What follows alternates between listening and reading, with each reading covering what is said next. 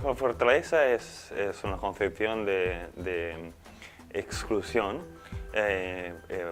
poca cohesión social y contraposta, de contraponer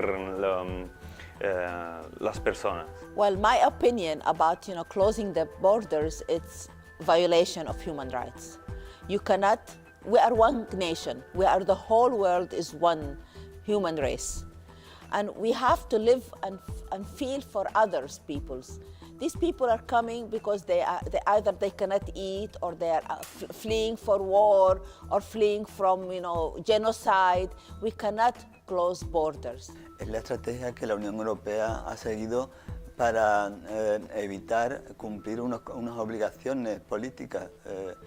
Está firmado el Convenio de Ginebra por muchos países de la Unión Europea, pero en la práctica no lo quieren ni cumplir.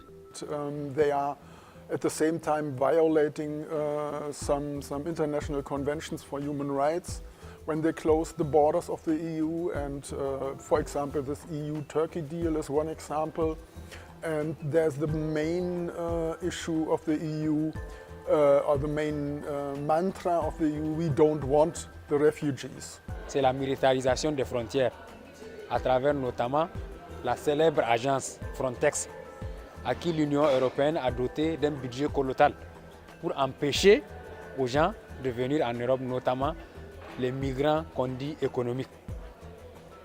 Et enfin, la dernière chose, ce sont les milliards d'euros que l'Union européenne investit dans la sécurisation des frontières. We saw every day that migrants that have not a legal assistance to Europe continues to die, and they have not protection about their right, their basically right. So because of this, we think that it's very important to create a network, a very big network, to valorize the solidarity against the closure of Fortress Europe. The borders are there already, and that's a grand issue. But they are not essentially, they are human made. So that's why I still believe that we are the ones to demolish them down.